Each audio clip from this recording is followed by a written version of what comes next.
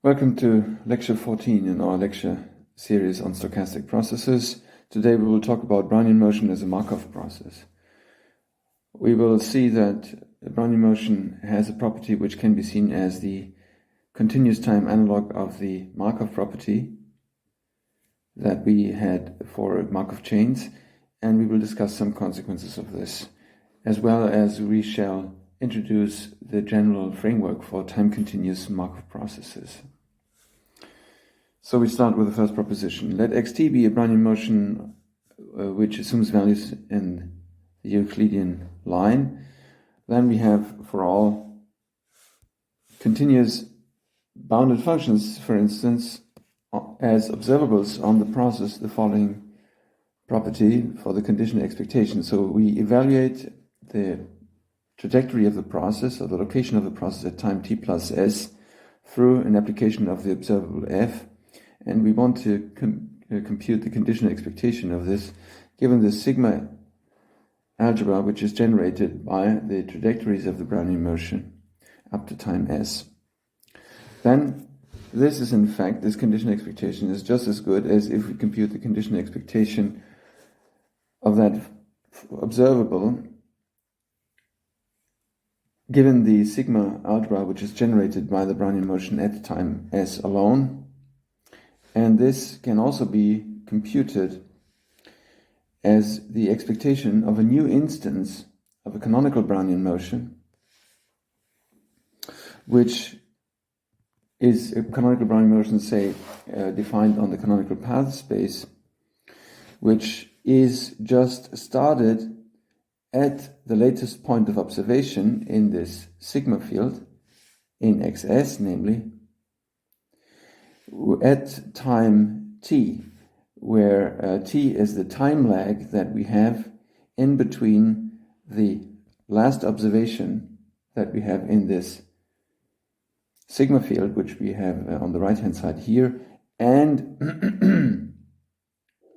the time of evaluation which enters the observable f. So we have the same structure and the same property as in the case of the Markov chains that we discussed at length at the beginning of this lecture series. So it says that if we want to compute an observable which involves an evaluation of the process in the far future, if you like, and if we want to compute this expected number of this observable given a whole sequence of observations that we made up to a moment of time s, then this expected value, or this conditional expectation, can be computed by readjusting time in such a fashion that the time lag between the last observation, the last time point of observation, and the prospective time point when we want to make the expectation, at which we want to expectation, when this time lag is respected, and where we have to restart a new instance of the process, which is here denoted by b, at the latest point of observation of the process.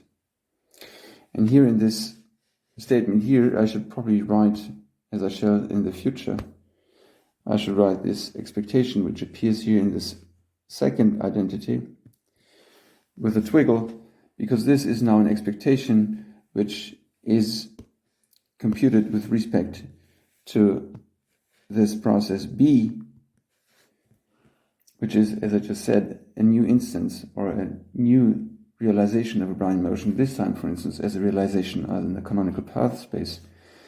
where xs is to be understood as the starting point of this new instance of a Brownian motion. So in this expression here, which involves an expected value, an honest, true expected value, the only thing which is in fact random is the process b, which has a deterministic starting point xs. So recall that when we do the conditional expectation, we assume or it's to be understood that all information, including the latest position of the process X as is available. So this conditional expectation is, if you like, is as we discussed, is to be understood as a random variable which is constant on each patches or in each cell of the probability space in which XS assumes a deterministic value or a certain given value. And for each of those possible values, we start a new instance of a canonical bounding motion B on path space, which starts in location XS. So let me say it again. The expectation that we have here in the second equality is an expectation with regards to this new instance of a Brownian motion B, which is, for instance, obtained as a process on canonical path space.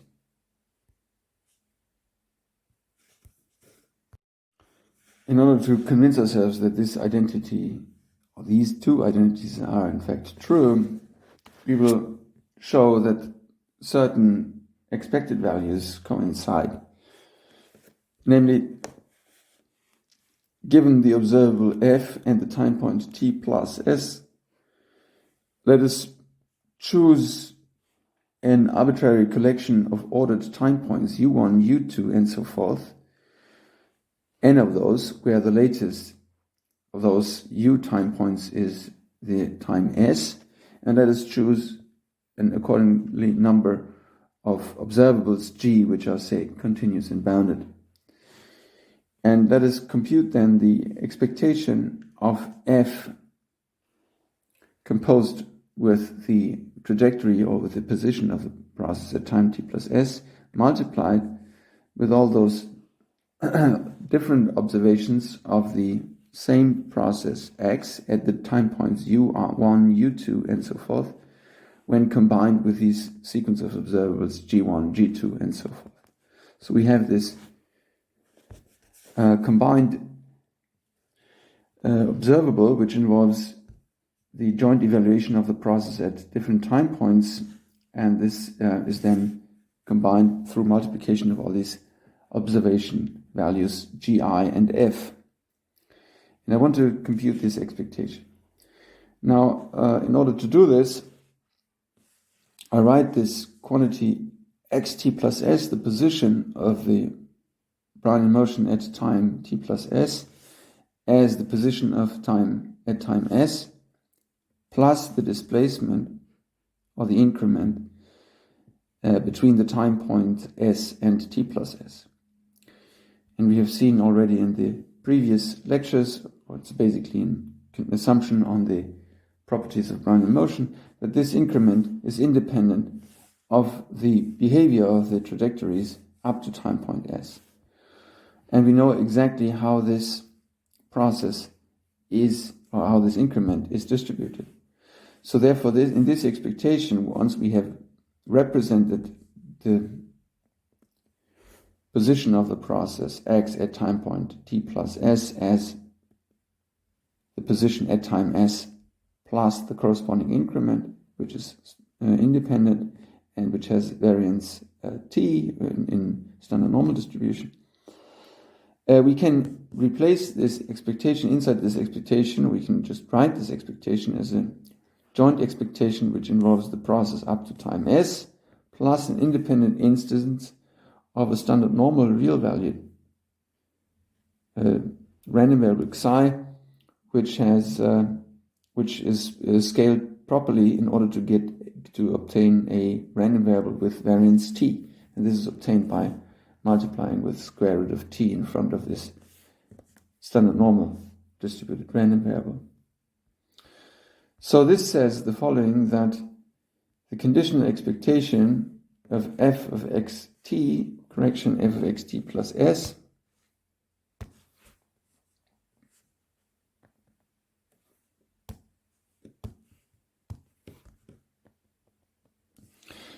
given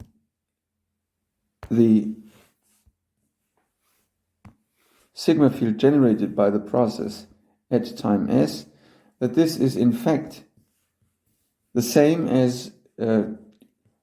inserting into the observable f the position of the Brownian motion at time s, and taking the expectation with respect to the random variable xi of xs plus this displacement, square root of t times xi.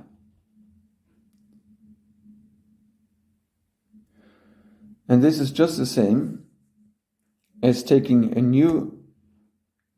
expectation of a new instance of a Brownian motion which starts in position xs and which we evaluate at time t. Why so? Well, this random variable which we integrate here, this whole integral which we have on the right hand side here, could also be written, if you like, as the following integral. It's it's just an integral with respect to the standard normal distribution. And I can write this as a 1 over square root 2 pi t times the integral over the entire real space of f of t e to the minus xs minus t squared over 2t dt, which is in other words nothing but an integral with respect to a standard normal distribution which has expected value xs and variance t. And the same integral can be obtained by just computing the location of a Brownian motion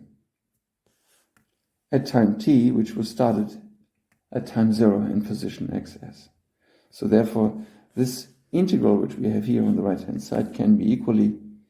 described as an integral with respect to a new instance of, say, a canonical Brownian motion on canonical path space, which was started in position xs. This justifies, and this is in fact the statement, the third of these quantities which appear here on the right hand side. So therefore we have shown that this condition expectation, which is this subject of the statement here, we have shown that this condition expectation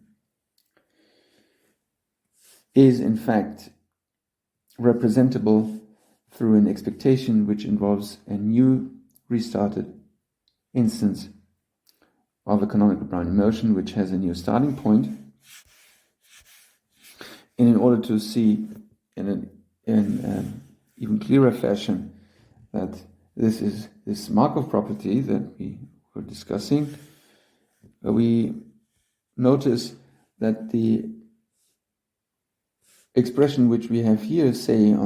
if you write like this, it's all the same, of course, what I write here. But if you write this expression here, you see that this whole expression depends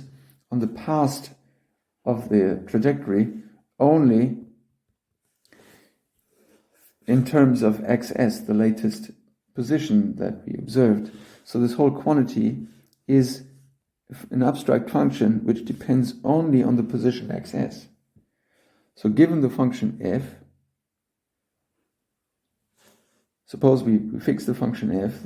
of which we want to compute this condition expectation in the proposed way, then we see that this corresponding condition expectation depends on the entire past of the trajectory only through the position of the process at the latest time, namely at xs, on xs. So the whole thing here on the whole condition expectation is just some abstract function which depends on xs alone and not on anything else. So therefore we can complete the proof of the claim as follows. So if our task is to compute the conditional expectation of the observable f evaluated on the process at time t plus s, given the sigma field generated by the process at time s, which is a very coarse sigma algebra, so a rough sigma algebra, we can first compute the conditional expectation of the same quantity on the final sigma algebra, which is the sigma algebra which is generated by the entire past of the trajectory. And this conditional expectation can then be projected one step further down to the sigma field which is generated by the process at time s alone. So here I'm just using the fact that if I want to project onto a very coarse, a very rough sigma algebra, I can project first onto a finer sigma algebra. Okay, but the projection onto this finer sigma algebra is the object which we have just computed. It is this function h which depends only on the location of the process at time s. And therefore the projection onto the rougher sigma algebra, which is generated by the position of the process xs alone, is the trivial operation or the identity operation, because this quantity here is already measurable with respect to the sigma field generated by xs. So this outer conditional expectation is in fact has no effect, and we have the h function straight away. And if we write out again what this h function is,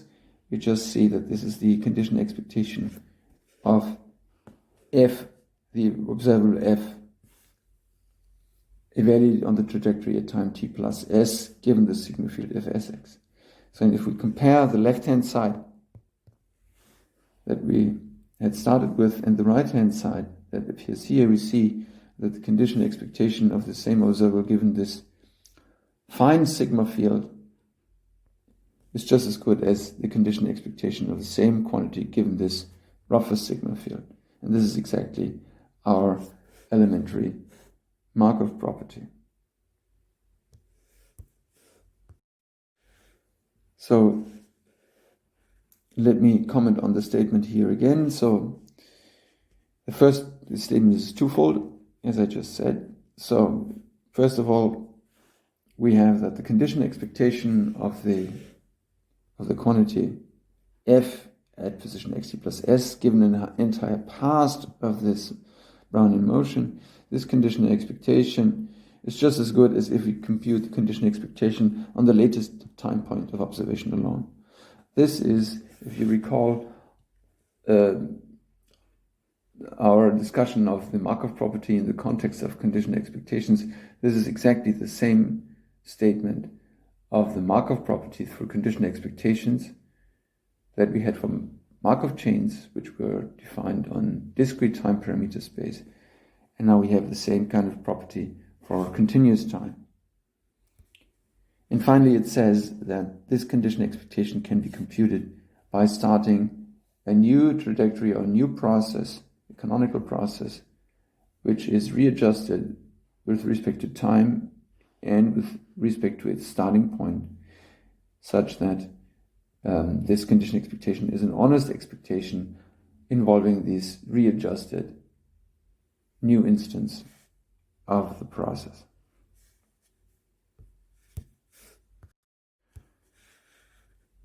And this is then also our general concept of a Markov chain in continuous time on an arbitrary state space, namely a stochastic process in continuous time, which assumes values in an abstract measurable space, can be anything, is a Markov process if for all bounded measurable functions f and all pairs of observation times s less or equal to t, we have that such a conditional expectation of the combined observable given the whole sigma field generated by the past of the trajectories up to point s is just the same as if we compute the conditional expectation given the rougher sigma field which is generated by the observation of the process at the latest time point s alone. This is our definition of a Markov process in continuous time on a general measurable state space. And it contains the case of a Markov chain on a countable state space, which is a subcase of this very abstract or general definition. We call this Markov chain time homogeneous if this upper expression depends on t minus s only and not in t and s. So the dependence on t and s is just through its difference, and no other way of dependence on t and s enters this, and of course an excess. And as a corollary, if you like, or just a restatement, we find that Brownian motion is in fact a time homogeneous Markov process. Okay, we want to develop this theory of time, a time continuous Markov processes a little further, because we will encounter, when you do modeling of physical or financial or whatever systems, you will need to work with more complicated or richer classes of Markov processes than just Brownian motion. So therefore we want to develop this theory and the concepts here a little further. And one very important concept here in this connection is the concept of a Markov kernel. So let S curly S be a measurable space, so some state space with a sigma field curly S, and then a map K, which is a map which accepts arguments from the state space, so it accepts a state and it accepts as a second argument a subset, a measurable subset of the state space, and it maps those two data into a number between 0 and 1. This function is called a Markov or transition kernel if for all fixed states S from state space, here's a misprint,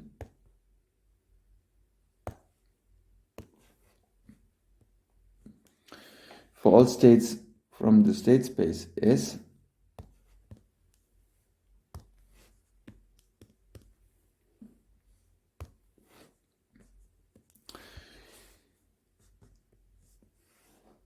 for fixed S in the kernel as a function in the second argument is a probability measure on this measurable space. And if second, for all measurable subsets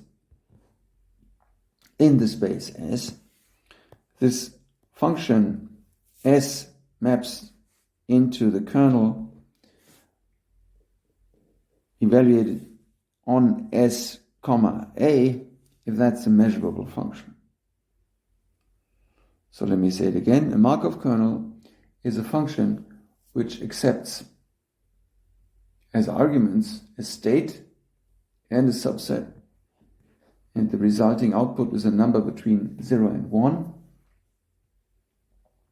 And what we want is that, so the interpretation, let me say it before already now, the interpretation of this K function is that K of S, A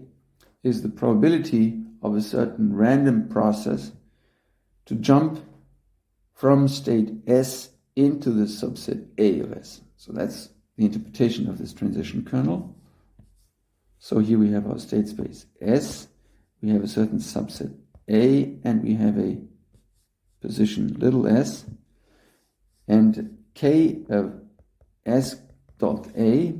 A is to be interpreted as the probability that we make a one-step jump from position S into the set A. That's the interpretation of KSA. And what we want is that if we fix, if you like, the initial position S, then we want that this function as a function in A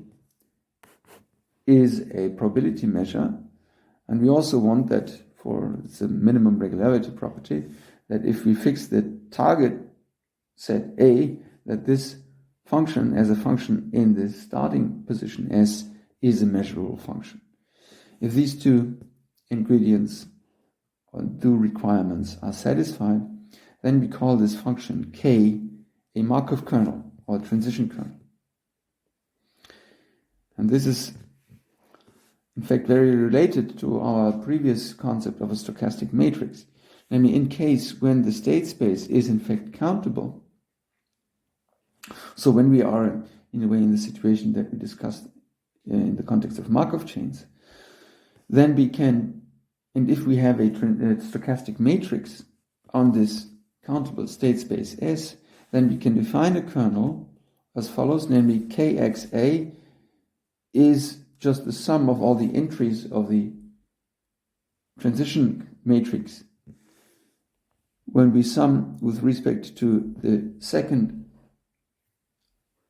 parameter over all parameters A, over all positions A, which belong to the target set A. So this is just the total probability according to the transition matrix to make a one step from position X into the set A, if we happen to be in a situation of a Markov chain. So in this regard, the concept of a transition kernel generalizes the concept of a transition matrix to the case when the state space S is not countable. Namely, as a second example, we can choose the transition of a Brownian motion, or the transition kernel for a Brownian motion that it does in one unit of time. So in this case, the state space is the Euclidean line, it's just a real line as the state space for one-dimensional Brownian motion, equipped with its Borel sigma field. And we define as the transition kernel exactly the probability that if X and A are the data where we want to, or the arguments we want to evaluate the kernel, so that would be the question, what's the probability that a Brownian motion which starts in position X ends up in the set A in one unit of time, and this can be formulated by saying, okay, this is exactly the probability for the sum of a standard normal random variable psi, which is shifted by X, which is our starting position. And the question, how likely is that this combined quantity is assuming a value in the set A. So that would be a definition of a Markov kernel in one dimension, so when the state space is just the Euclidean line.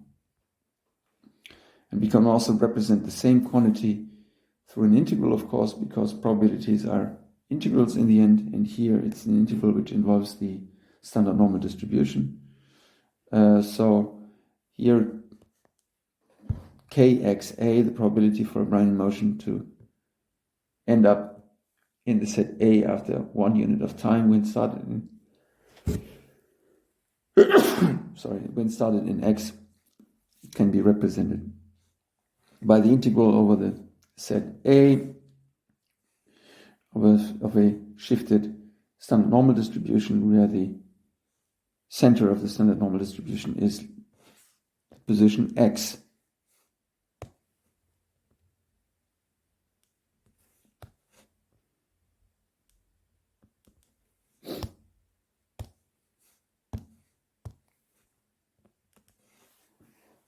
So the same quantity here can be just written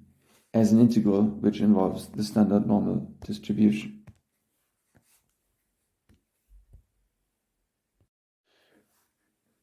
And as I had just said, the interpretation of such a kernel is that it describes the probability of a one-step transition of a certain Markov process, if you like, of a certain random process which involves jumps or motions in this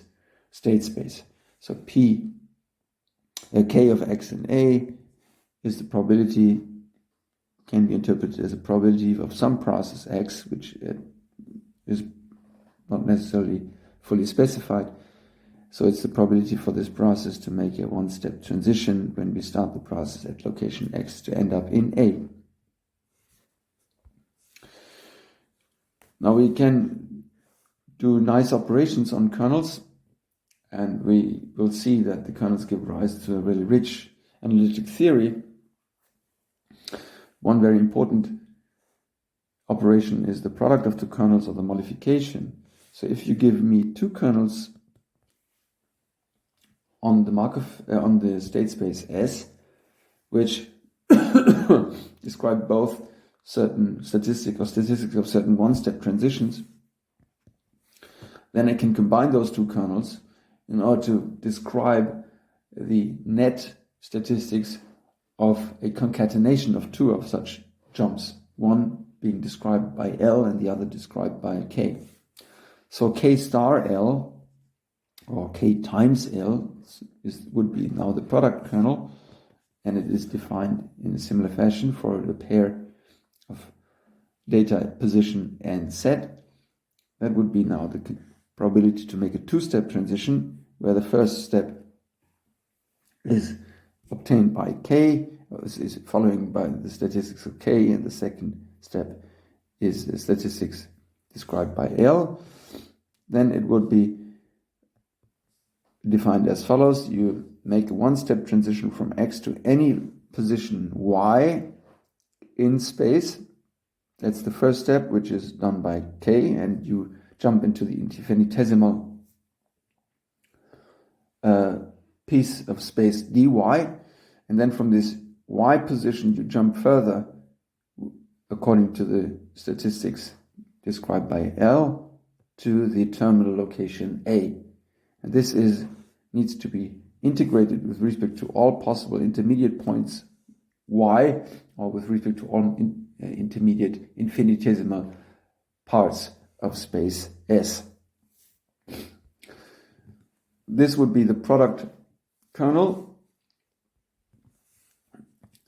and with this product operation we can now introduce the concept of a semigroup of kernels. Namely, if we have a family of kernels which are indexed by the non-negative reals on a certain state space S with the sigma field sigma, we call this entire family of kernels a semigroup of kernels if the product operation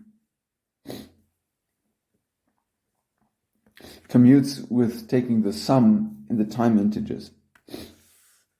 So if, namely, the product of the kernel for time t with the kernel at time s gives, as we know, another kernel, but what we require is that this kernel is the same as the kernel in this family of kernels for time t plus s. So if we have this product property, then we call this a semigroup of kernels. So it's called a semigroup because the product in between kernels as a product operation is translated into the additive operation on the non-negative real line. This is reminiscent of the property of the exponential function, and in fact it's pretty much the same. So recall that if we take the exp function, and if we take exp of t times exp of s, that this is exp of t plus s for the standard exponential function.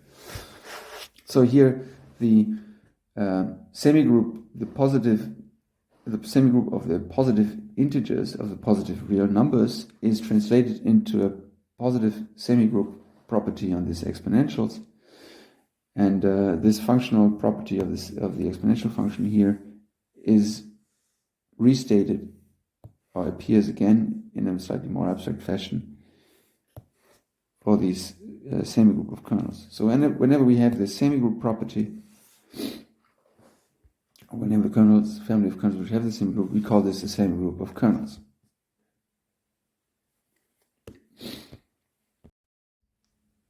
We shall verify this semigroup property for the family of Markov kernels that we see and that we have from Brownian motion. And in order to verify this semigroup property, in this case, it is useful to introduce another notion that comes with Markov kernels, namely the Markov kernel is equivalently described effectively through its operation on functions as follows. A Markov kernel, for instance, on the Euclidean line together with the Borel sigma field, a Markov kernel induces a positive bounded linear operator on bounded continuous functions as follows. The kernel applied to f at location x is the integral of the function f when we integrate with respect to the measure, with respect to the probability measure that we obtain if we fix the first entry of the kernel to be x. So if we think about this interpretation of the kernel as a statistical or as a statistical description of a one-step transition, this kf of x then has the interpretation of the average value of the function f at the target points of this one-step transition if we start the one-step transition at location x. This operation of the kernel on a function generalizes the concept of the application of a matrix to a vector that we had in the Markov chain situation. Namely, in the Markov chain situation, we had this p f of I to be the sum over all j values when we do a pij transition. So that was our concept of the operation or the application of the matrix, the transition matrix P to an observable function f at location I. And this is what we have just introduced here. This operation of a kernel on a function is just a straightforward generalization of this linear algebra operation to the case when the state space is not countable. In this case, we replace the sum by an integral, but apart from this, it's exactly the same operation. Okay, and then we can rephrase this semigroup property of kernels into a semigroup property of the corresponding associated operators on functions, namely a family of kernels is a semigroup of kernels, so it has this semigroup property with respect to modification, if and only if for the corresponding family of operators we have the straightforward semigroup property, namely that if we apply the sequence, if we apply these corresponding operators in an iterated fashion, first kt and then ks, to the function f, then we obtain just the kernel operation at for time index t plus s applied to the same function f. So in a way, this is the same as saying that if we take a transition matrix P and we apply the k-fold power of the matrix to the vector that was obtained by applying the L-fold power of the matrix to a vector f, then this is of course just the same as applying the k plus L-fold power of the matrix P to the vector f. And what we see here is just the analog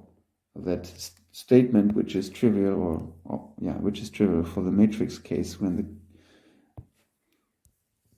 the. So let me say it again: the family of kernels gives rise to a family of operators on functions. And the statement of the proposition here is that the family of kernels is a semigroup of kernels if and only if the corresponding family of operators is a semigroup of operators in the sense as it is written here, namely the iterated direct application of these family operators can be replaced by applying an operator for the adjusted time parameter. Okay, we want to sketch the proof of this only because it's just a rephrasing of the previous concepts. So let us show that if I have a semigroup of kernels, then the corresponding family of operators is in fact a semigroup of operators. And by dominated convergence, for instance, it will suffice to check this property, the semigroup property for the operators, by checking them on the characteristic function. So I claim it's enough to convince ourselves that the property star is correct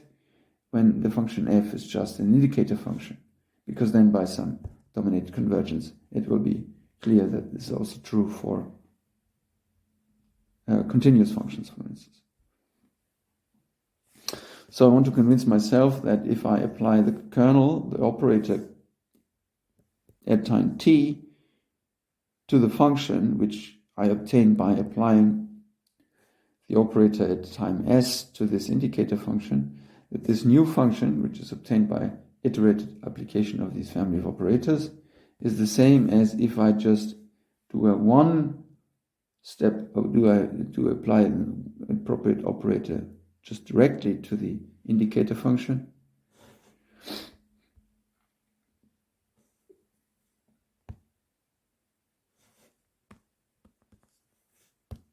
So I want to convince myself that this is the same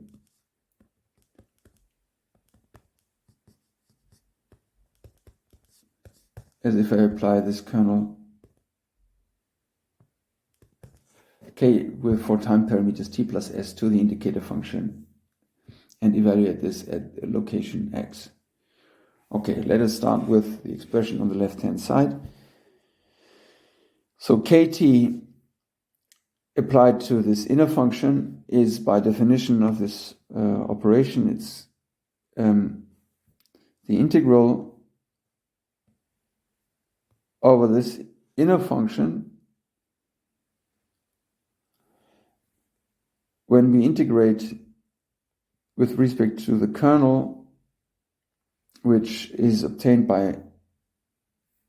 choosing the initial position x as first argument of the kernel. Okay, so this is just writing out what this operation means. Well, the application of the kernel to an indicator function,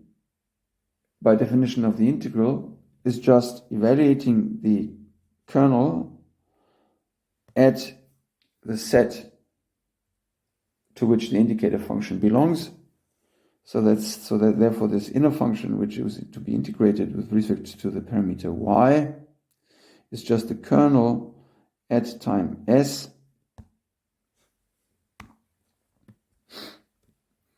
evaluated on the pair y, a. But by definition of the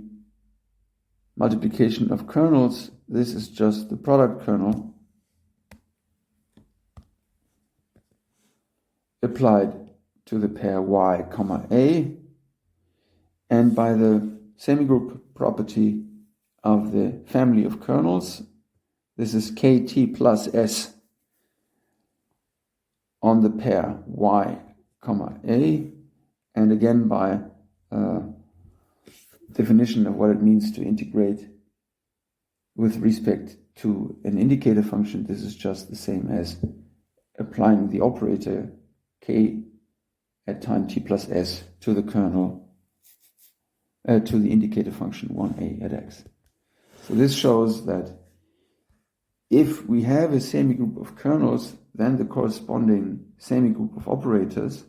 then the corresponding family of operators enjoys the semigroup property. The inverse direction is basically the same and is left as an exercise. We will use this criterion, which relates the semigroup property of the corresponding operators on functions with the semigroup property of the family of Markov kernels in the case of these Gaussian transition kernels that we have just introduced, in order to convince ourselves that these are in fact a semigroup of kernels. So in order to do this, let us recall what was this transition kernel. So the Gaussian semigroup of kernels, of which we want to show that it is actually a semigroup, for time parameter t is defined on the arguments position x and set a. That's the probability that a Gaussian random variable with mean x and variance t assumes values in the set A. And this can be said, it can be formulated by saying it's a probability for a standard normal Gaussian distributed random variable which is scaled by square root of t in order to get variance t, and which is shifted in space by constant x, that this random variable assumes values in A. The corresponding operator on functions would be the integral with respect to that distribution. So it's the average value of the f function when we integrate this with respect to the image measure or with respect just to this Gaussian distribution. And we can write this equivalently as the expected value of the function f evaluated on this shifted Gaussian random variable. Hence, if we apply such an operator twice for two different time parameters s and t to the same function, we obtain as a result of the first application of the operator kt to this function, the Gaussian integral with respect to a certain random variable psi, which is standard Gaussian, which is scaled, and which is then evaluated at a certain position y. And this y for the second application of the ks operator needs to be replaced yet another time by a shifted Gaussian random variable which has mean x and variance s. So that's what we have to do. So in the end we get a twofold expected value which is computed with respect to two independent standard normal distributions, distributed random variables psi and zeta. And if we use the fact that the sum of two independent Gaussian random variables is again Gaussian, with the variance of the resulting random variable being equal to the sum of the variances of the two components, we see that this twofold expected value can also be equivalently written as a expected value with respect to one Gaussian random variable which has variance s plus t. And we see that this is then nothing but the application of the previously defined Markov kernel to the function f when the time parameters chosen to be the sum of the two time parameters which were appearing before, so s plus t.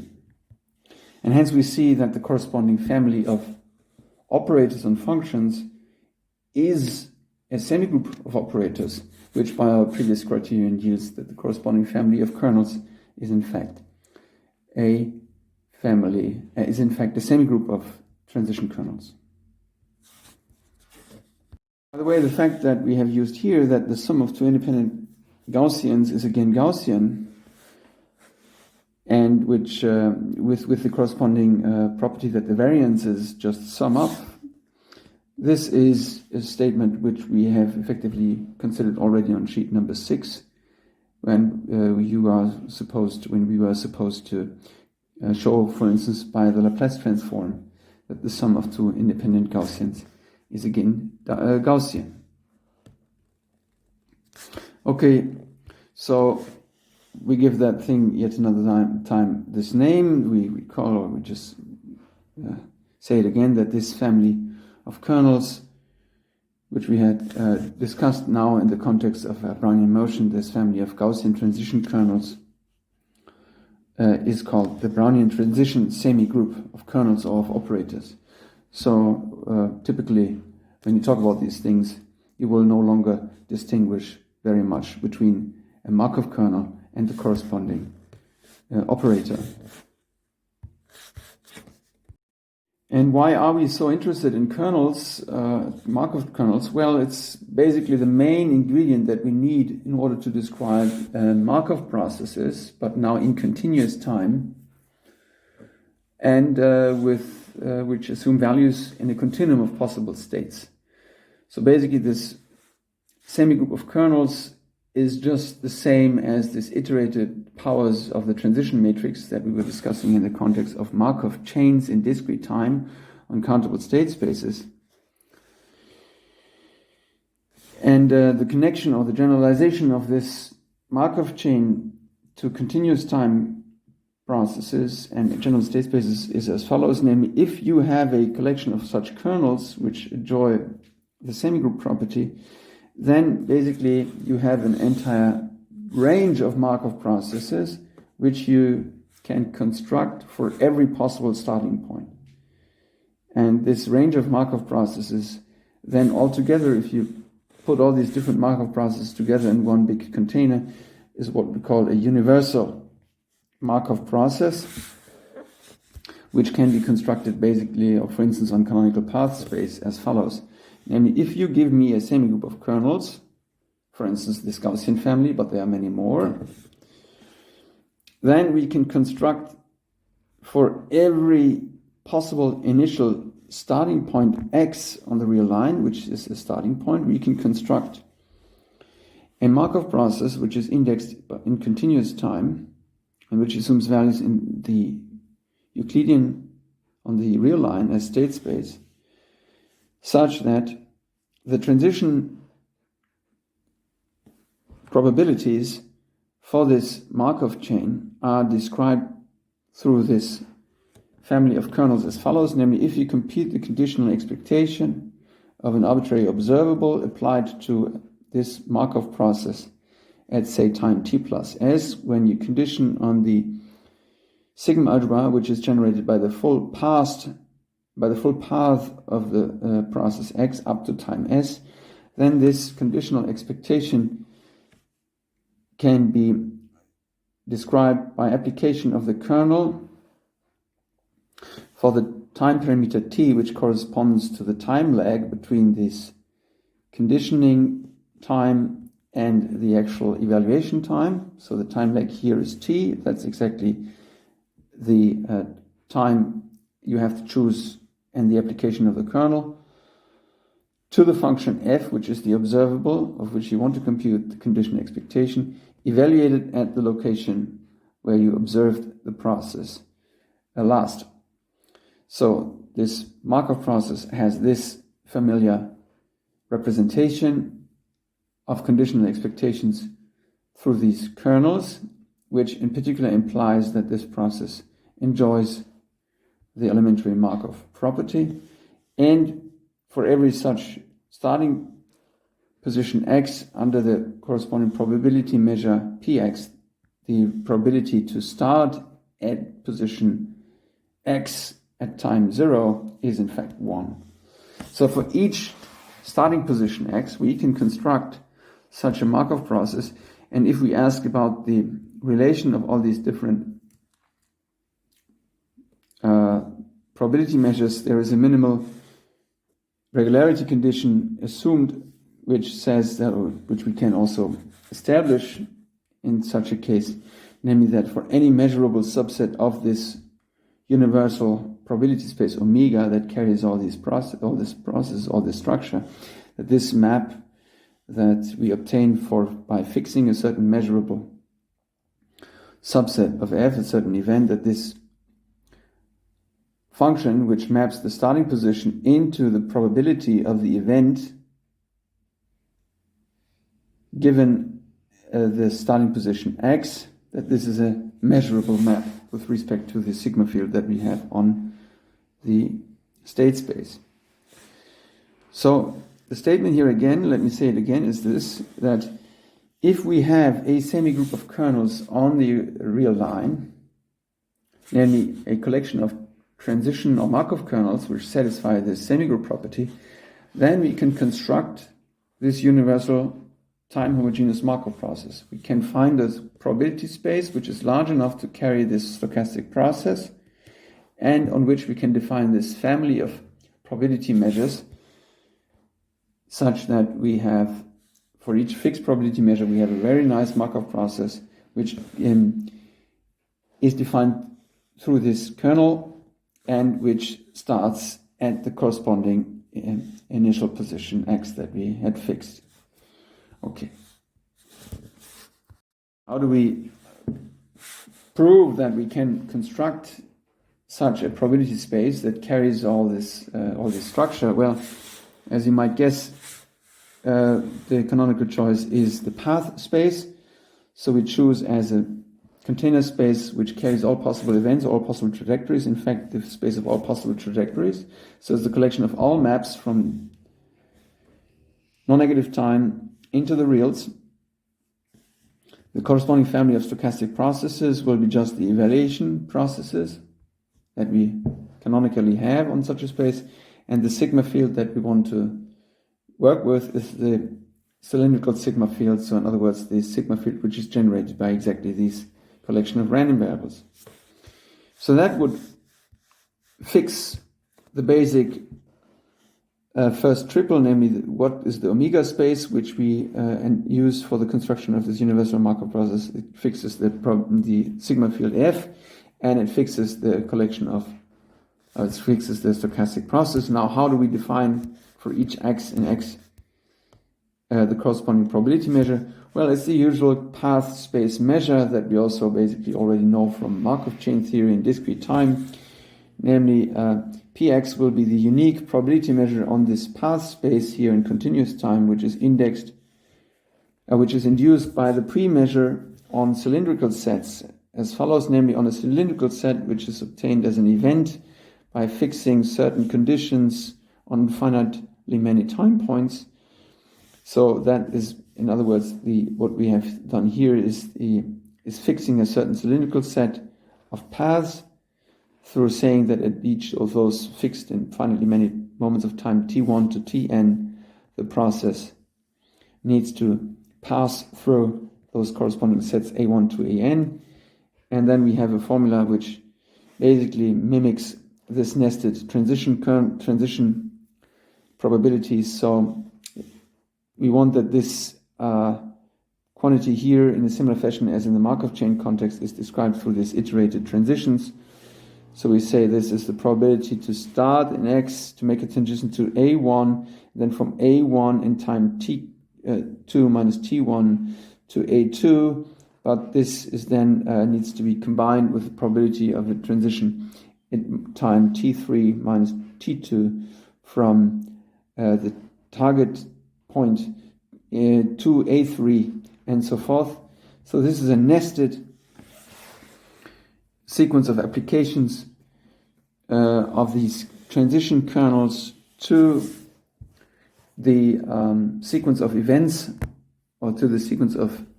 indicator functions which belong to this sequence of test sets. So that's the formula that you choose, or that you use, in order to obtain this, or to define this cylindrical probabilities, and the semigroup property of the kernels will guarantee that this is a well-defined and, in fact, a pre-measure on the collection of all cylindrical sets, and then by Kara-Theodori extension and also uniqueness of this, we can define a unique probability measure on the sigma algebra, which is generated by the sigma closure, is generated by this cylindrical set, which is the sigma algebra that we were dealing with. So this was a very quick presentation of this construction of the universal Markov process, and basically it's the same construction that we already discussed at length in the context of Markov chains. The only difference here is that you have a continuum of possible time points, and so you don't deal with discrete powers of the transition matrix. So if you have discrete or integer time points, then these iterated, or these kernels which appear here, will be corresponding powers of the transition matrix P, which will play the role of the transition kernel with the corresponding time parameters. Here we don't have discrete time parameters; we have continuum of time parameters, but and instead of taking operations which involve taking the sum over all possible states, what we do here is we do take an integral with respect to these kernels. But in essence, this construction here is exactly the same as in the case of Markov chains. So, and therefore, I think it is acceptable that I sketch only the construction here. Okay, so that gives you, for any starting point, a unique probability measure on this path space. And the collection of all these probability measures on the path space together with this canonical evaluation process provides you exactly with this structure. So obviously I was a little quick when I discussed these very general and abstract concepts of a transition kernel and this corresponding same group of operators on functions and this canonical Markov process. But I hope you will understand, or you will see the analogy with what we did in the discrete in time and discrete in space situation. What we do here is basically exactly the same story. And the only ingredient for the construction is this set of kernels on the Euclidean line, on the real line. And we just summarize this by saying that to every semigroup of kernels on the Euclidean line, we have a unique in-law universal Markov process, which we can define for all this, which is a way to say we have a unifying concept to construct a Markov process for every possible starting point. And as a second remark, I would like to say that all these results about transition kernels and construction of Markov chain and Markov processes, they carry over to the case when the Euclidean line is replaced by a complete locally compact separable metric space, for instance, where the state space then S is equipped with the corresponding Borel sigma field. So here we presented everything for the case that the Euclidean line is the state space of this Markov process. But we can think of Brownian motion in higher dimension, in RD, for instance. Then we can just verbatim do the same thing using the corresponding multidimensional transition semigroup for Brownian motion, which would involve just multidimensional Gaussian transition matrices or transition kernels. Or we could even think of more complicated things like stochastic processes on Riemannian manifolds, for instance, or on other structures, which we can construct provided we have this sequence, or we have this family of Markov kernels.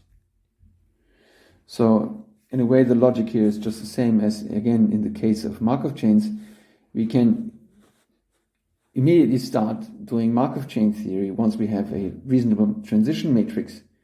that already gives rise to a nice theory. And here it's very much the same. Whenever we have these collection of kernels, which is the replacement of all the powers of the matrix. So if we have this collection of kernels, then we can right away basically construct this Markov process, or this family of Markov processes, in fact. And final remark, sometimes we can even, final remark for the construction of this canonical or this universal Markov process, sometimes we can even choose a smaller path space in order to construct this canonical Markov process if, for instance, the transition kernels are so that they allow for the construction of continuous trajectories. In this case, we can further restrict the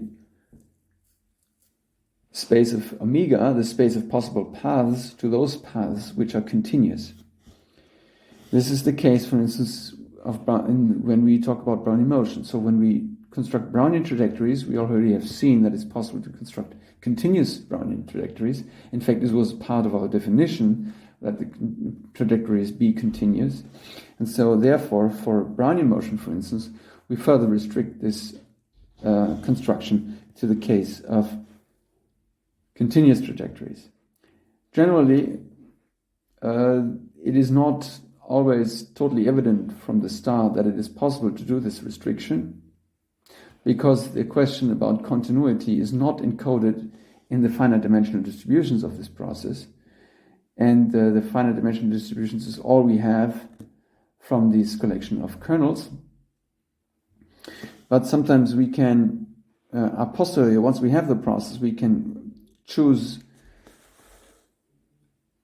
a certain restriction of this model to continuous trajectories, which is a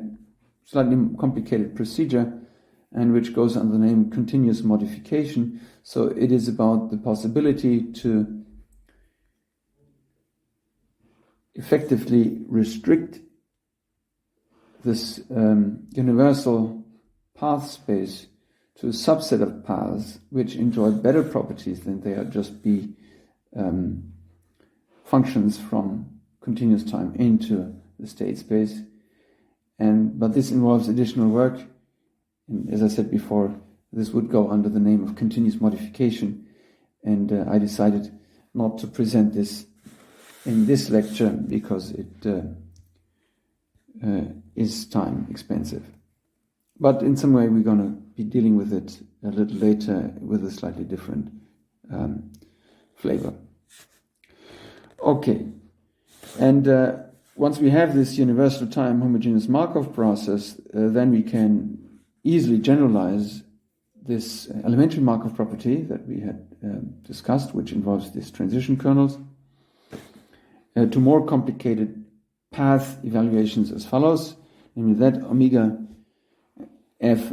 and so forth be such a universal time homogeneous Markov process, which we construct, say, from a given family of kernels, and let phi be a measurable path functional in the sense that we discussed essentially already in the context of Markov chains. So it's a functional on-path space which is measurable. And then this time shifting and readjusting in the context of computing condition probabilities then generalizes also to path functionals, namely if you want to compute the conditional expectation of such a path functional when you insert only the paths after a time shift by step size s, and you take the condition expectation of this with respect to the sigma algebra generated by the full past of the path up to time s, then this condition expectation can be equally computed by starting or evaluating the full expectation of the path functional on a new instance of the process, which then will be started at the point xs, which is the latest observation point according to the sigma field fxs. And this is a straightforward generalization of the elementary Markov property that we had stated in the definition or in the previous proposition on universal Markov processes. And here you see that there is a little bit of a game you play. You put this expectation, you use here the fact that you have this scale or this whole family of probability measures, because here, in order to write this expression here on the right-hand side, you need to be able to evaluate this expected value of the path functional. And here I could probably write, in order to make it clear what I mean by this, I could think that this is just a new instance, call it x tilde, it's a new process, and the expectation here is taken with respect to this new process according to the universal Markov process, but which is now started at the position xs, which corresponds to the latest observation. So here you see that you really need to have the possibility to evaluate this path-valued functional with respect to a probability measure for any starting point. This is again a familiar expression which generalizes the corresponding statement that we had for Markov chains in discrete time and continuous countable state space. We conclude this lecture with a final property of Brownian motion, which is an extension of the previous familiar shifting of time and readjustment of starting position procedure for the computation of conditional expectations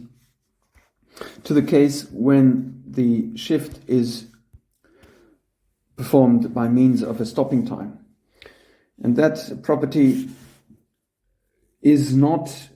quite so obvious, and we can verify this property whenever the stochastic processor we're dealing with has continuous paths, but I shall present this only for the case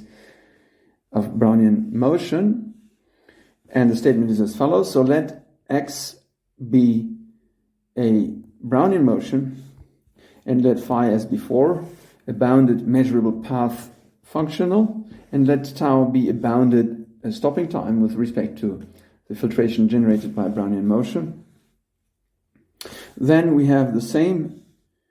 formula as above for the computation of the conditional expectation of the path functional applied to the shifted trajectories when we condition this to the sigma field which belongs to that stopping time, where this stopping time sigma field is defined in exactly the same fashion as in the case of discrete time parameterization. So then this conditional expectation can also be obtained by computing the full expectation of the path valued of the path functional on non-shifted paths, but where we have to start the non-shifted path at the position where we observed the Brownian motion at the latest according to this sigma field corresponding to the stopping time tau. So it's again the same formula as above, or as we had already in the case of Markov chains, but here we have this formula for the case of Brownian motion, which is therefore a formula which involves continuous time and stopping times, which can assume values in a continuum of possible real non-negative real numbers. Okay, so that's the statement, and in order to prove the statement, we proceed in two steps. First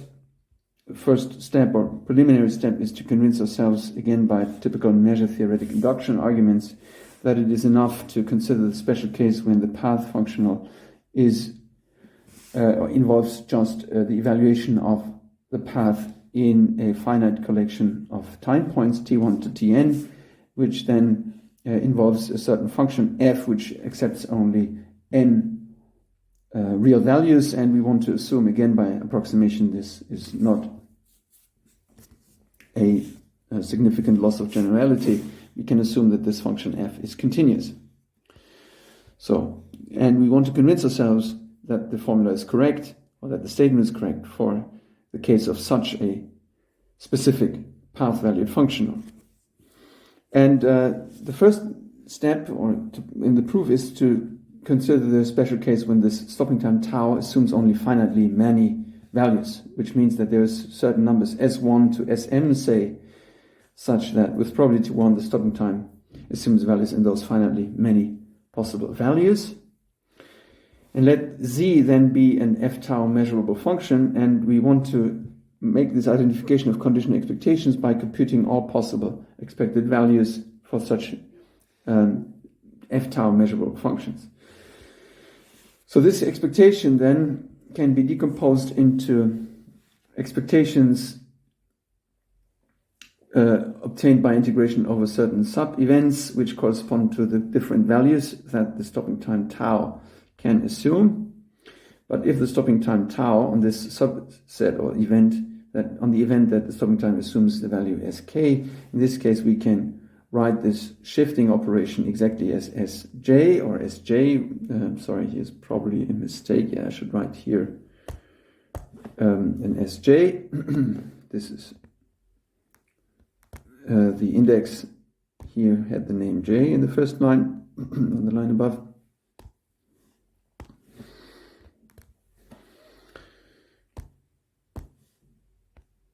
So when we do this expectation, when tau is in fact Sj, then we can of course replace tau by Sj on that event. And by the definition of the measurability of z with respect to this stopping time sigma field f tau, this random variable which we have here, this combined random variable, is then measurable with respect to this sigma field fsj. And for that reason, we can apply our elementary non-stopping time but just deterministic time Markov property in order to replace this term here by the corresponding conditional expectation of this functional with respect to the sigma field fsj. But here we can apply exactly the previous finding that this is in fact a full integral of a new instance of a Brownian motion which is started at the corresponding initial position xsj. So in this step I use the Markov property for deterministic times. And then I can see or convince myself that this z functional here, once I did this transition, is independent of the index sj, so I can move that z functional in front of this sum involving the possible values of the stopping time. And this whole term here on the right hand side, since it's a sum of all possible realizations, then can be written altogether as one new expectation involving a new instance of the Brownian motion, which was starting in tau j. So this tells me that the claim is correct in the case when the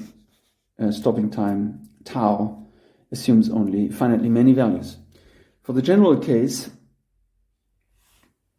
when the stopping time is bounded but probably has infinitely many different real values, I do a discrete approximation from above by the stopping time by basically multiplying the stopping, or in some sense taking the largest multiple of 1 over n, which is still, or the smallest, which is still above the stopping time tau. So that's one way to do it. I multiply the stopping time by n, add 1 and take the integer part of that and divide by n again. Then this is again a stopping time, tau n,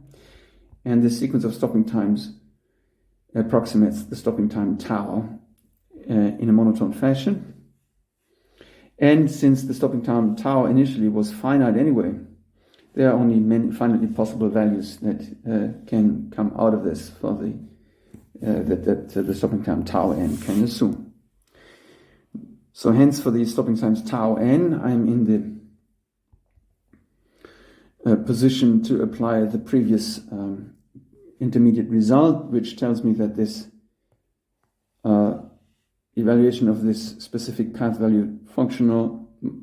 and the expected value multiplied with the f tau measurable stopping time, tau is smaller or equal than tau n, is the same as if I replace this. So in particular, it is measurable with respect to the stopping time, with respect to the sigma field generated by the stopping time tau n. So therefore, I can apply the previous finding to replace inside the integral this path functional by its conditional expectation, for which I have exactly this representation. And now, of course, I want to pass to the limit for n to infinity, and on the left-hand side of this part here, I can use the fact that Brownian motion has continuous paths, so therefore, by dominated convergence and convergence of this tau n to tau, I see that this converges, in fact, on the left-hand side path for all omega to this corresponding expression. And again, by dominated convergence, something that convergence will also be true for the corresponding sequence of expected values. That's the left-hand side. And on the right-hand side, again, also by continuity of f, of course, which I used here on the left-hand side also. And again, continuity of the Brownian motion. I can pass to the limit of this initial positions of the expected value. So in fact, I'm using the fact here that the expectation on the function f when I change the starting point is continuous. So in the end, I can do this limit for tau n, or for n to infinity, and I'm arriving at the formula which I wanted to see, namely that these two expectations are the same. This is correct for any f tau measurable random variable, in particular for indicator functions or something like this, and which in particular tells me that the condition expectation of this path-valued functional given the sigma field f tau is exactly the expression which appears here on the right-hand side of the integral. In a very similar fashion, we can also convince ourselves of the following statement, which deals with restarting a Brownian motion at a random time, provided it is a stopping time, which goes like follows. Let x be any Brownian motion, and let tau be an almost surely finite stopping time relative to the filtration generated by Brownian motion. Then a new process, which is obtained by restarting or evaluating Brownian motion only after the stopping time for t greater or equal to 0, but readjusting the initial starting by taking the difference or shifting it towards the value of the Brownian motion at the stopping time, then this process is again a standard Brownian motion which is independent of the Brownian motion that we were observing before the stopping time tau, or up to the stopping time tau. So restarting a new instance of Brownian motion by shifting and restarting produces a new Brownian motion which is independent of the Brownian motion before that moment of time tau. And a nice and very practical and useful application of this version of a strong Markov property of Brownian motion, which involves this readjusting time, is the so-called reflection principle, which deals effectively with the maximal process of a Brownian motion. This statement is as follows: let x be a standard Brownian motion, and for a given threshold value c, and given capital time capital T, we ask for the probability that the maximal process for the Brownian motion at time t is at least as large as c, so is not below the level c. So what's the probability that the Brownian motion has exceeded the level c at the time t? It may have fallen below the level c at any time between 0 and capital T, but we want to ask what's the probability that it has ever gone above the level c. This is a real path value functional. It involves information about the entire path. It's not enough to look at the path at terminal time, capital T, in order to evaluate this event, or in order to write this event and identify this event. You have to look at the entire trajectory. However, the probability for this real path event is given exactly in terms of the of a statistical value for the trajectory at terminal time. Namely, this probability is twice the probability that at terminal time, only at terminal time, the process exceeds the level c, which by the parity symmetry or the sign symmetry of Brownian motion is just as good as asking for the probability that the absolute value of Brownian motion is above the level c. So as a picture, or we shall use here for the proof of this statement, the following intuitive picture, namely asking for the probability of the trajectory to have gone above the level, at least the level c, at least having assumed the level c, is the question of whether, for instance, we see a blue trajectory like this, which at some moment of time goes above the level c, and then at a later moment of time goes below, or anything. And whenever we have such a blue curve, and when we have a transition through the horizontal value c, we can equivalently after this reflect this curve after this first hitting time of the level c to obtain a continuation of the blue curve by the red curve. And both curves are equally likely. And we use this equally likely property, which is strictly speaking a consequence of the strong Markov property, in order to obtain the statement as follows. Namely, if we introduce the stopping time tau, which is exactly the first time that the process exceeds the level c, or is at least assumes at least the value c, then the probability that up to moment time t we are above the level c is just as good as saying that this is just as good as saying that the probability that this is the same as the probability of the stopping time being tau being below the time capital T. But this event, so let me write this as an intermediate step, the probability that we are asking for can be equally phrased by saying this is the probability that this stopping time tau, which we had just introduced, is no bigger than the time capital T, which is appearing in the statement. And this event here, of course, can be decomposed into two sub-events depending on whether at terminal time the trajectory is above the level c or is below the level c. This is just a decomposition of this event into two sub-events. Now, if at terminal time the trajectory is above the level c, then this condition includes automatically the condition that the stopping time tau be no bigger than capital T. So therefore, the first of these two conditions can be removed, or can be just omitted, and we just are left with the probability that at terminal time the trajectory is above level c, and the probability of the second event, namely that we have gone above the level t, and so we have gone above the level c, or in other words, that the stopping time tau is below t, and after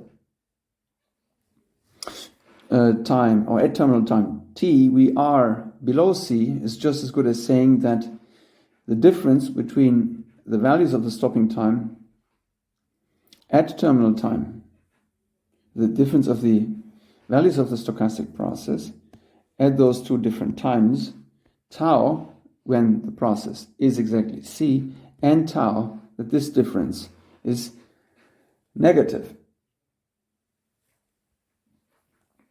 But here in this probability, now we have an event which deals with the behavior of the Brownian motion up to stopping time tau, and the behavior of the stopping time after the behavior of the stochastic process after stopping time tau, which involves exactly the difference, so this new started process, and hence this is these two events are independent. And what's the probability for a Brownian motion at any time, which we start in 0, to be above or below 0? That's obviously by symmetry a half. So the second component of this property is just a half. And hence we are back to the initial. We are back at the initial probability. Here I should probably correct, there was a less or equal.